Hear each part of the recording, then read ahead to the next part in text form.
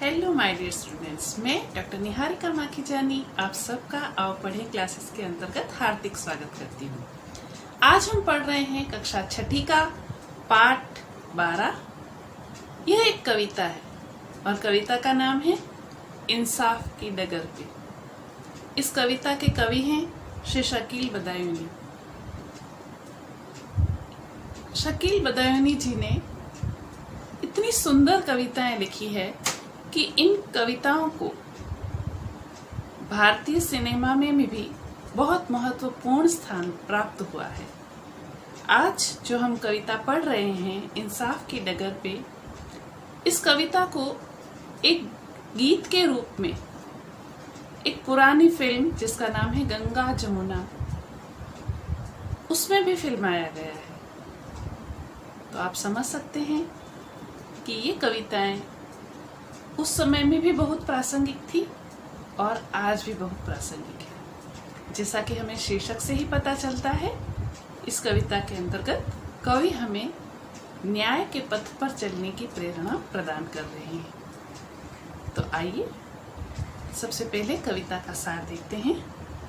सार रूप में कवि कह रहे हैं कि यह जीवन अनेक कठिनाइयों से भरा हुआ है। कुछ कठिनाइयां आदमी को तोड़कर रख देती है, परंतु सच्चा इंसान वही है जो इन कठिनाइयों से टकराने के बाद भी इंसाफ के रास्ते पर चलता रहता है। इंसाफ की डगर पे बच्चों दिखाओ चल के। आइए कविता पढ़ते हैं। इंसाफ की डगर पे बच्चों दिखाओ चल के, ये देश है तुम्हारा, नेता तुम ही हो कल के। कवि कह रहे हैं कि हे बच्चों, तुम भारत का ही नहीं पूरे विश्व का कल हो। इसलिए मेरे प्यारे बच्चों, तुम सदैव न्याय के पथ पर चलते रहो। यह देश तुम्हारा ही है और इस देश का विकास करना तुम्हारा ही कर्तव्य है। दुनिया के रंज सहना और कुछ न मुंह से कहना, सच्चाइयों के बल पे आगे ही बढ़ते रहना। रख दोगे एक दिन तुम संसार को बदल के, इंसाफ की डगर पे बच्चों दिखाओ चल के, ये देश है तुम्हारा, नेता तुम ही हो कल के। कवि कह रहे हैं कि दुनिया के रंज सहना, दुनिया अगर तुम्हें कोई तकलीफें देती है, प्रताड़ित करती है, तो तुम उससे चुपचाप सहन कर लेना और मुंह से उफ भी न निकालना। सच्चाइयों के बल पे तुम निरंतर आगे बढ़ते रहना और इसी सच्चाई के साथ तुम एक दिन संसार को बदल के रख दोगे। जैसे सत्य और अहिंसा का मार्ग अपनाकर महात्मा गांधी जी ने अंग्रेजों को भारत से भगा दिया था और भारत को आजादी दिलाई थी, तो वैसे ही कवि सत्य और अहिंसा के मार्ग पर चलने की प्रेरणा दे रहे हैं।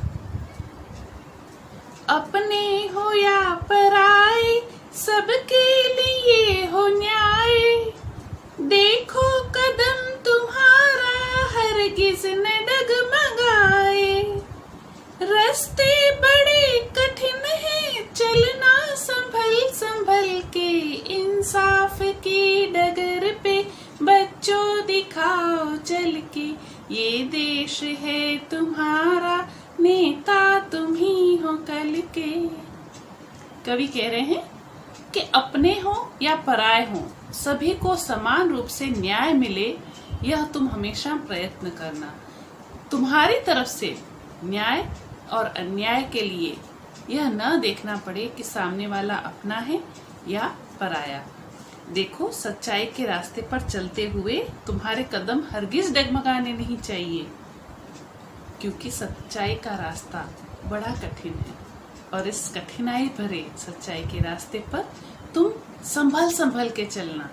इस बात का पूरा ध्यान रखना कि तुम्हारे कारण किसी को भी कभी अन्याय ना सहन करना पड़े। तुम न्याय की रक्षा करने के लिए सदैव आगे बढ़ता रहना और इंसाफ के रास्ते पर चलते रहना। इंसानियत के सर पे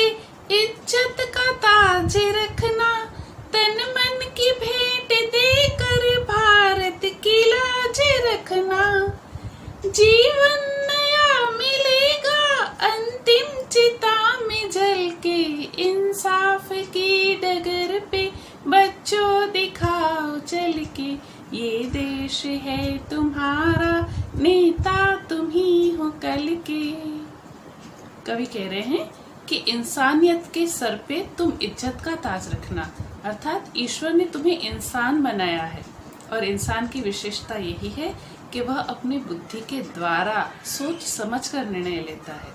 पशुओं से अलग श्रेणी में करने वाला तुम्हारा यही गुण तुम्हें दूसरों की भी इज्जत करना सिखाता है। तो तुम हमेशा इंसानियत के सर पे इज्जत का ताज रखना, अर्थात अपने मनुष्य होने का कर्तव्य निश्चित रूप से निभाना, कभी किसी को दुखी मत करना। तन मन की भेंट देकर भारत की लाज रखना। यदि तुम्हें भारत की लाज रखने के लिए अपने तन एवं मन की भी भेंट देनी पड़े तो अपना सर्वस्व न्यौछावर करने के लिए एक पल भी ना सोचना। जीवन नया मिलेगा अंतिम चिता में जलकर। हमारी जब मृत्यु हो जाती है और हमारे शरीर को जमीन में दफना दिया जाता है या अंतिम संस्कार करके अग्नि के सुपुर्द कर दिया जाता है, किसी भी रूप में जब हमारे शरीर का नाश हो जाता है तो आत्मा अमर है। आपने गीता में भी सुना है कि आत्मा को एक नया शरीर मिल जाता है। जीवन नया मिलेगा अंतिम चिता में जल के। यदि देश की रक्षा करने के लिए हमें मृत्यु भी प्राप्त हो जाए तो निश्चित रूप से हमें नया जीवन मिलेगा और उस नए जीवन में पुनः हम अपने भारत को, अपने देश को आगे बढ़ाने के लिए कार्य करते रहेंगे, क्योंकि हमारी आत्मा सदैव अमर है। दृढ़ इच्छा पूर्वक हमारी आत्मा, हमारा मन जो कुछ संकल्प करता है, ईश्वर उस संकल्प को पूरी करने में हमें पूरी सहायता प्रदान करते हैं। इसीलिए कवि पुनः कह रहे हैं, इंसाफ की डगर पे बच्चों दिखाओ चल के, ये देश है तुम्हारा, नेता तुम ही हो कल के। भारत का कल हमारे बच्चे निरंतर आगे बढ़ते रहें, इस कविता से शिक्षा ग्रहण करके अपने देश का नाम और माता पिता का नाम रोशन करें। इसी के साथ मैं आशा करती हूँ कि आपको कविता का भाव समझ में आएगा। अभ्यास प्रश्नोत्तर के लिए डिस्क्रिप्शन बॉक्स में जाएं और लिंक से सहायता अवश्य लें। आओ पढ़े से निरंतर जुड़े रहें। बहुत बहुत धन्यवाद।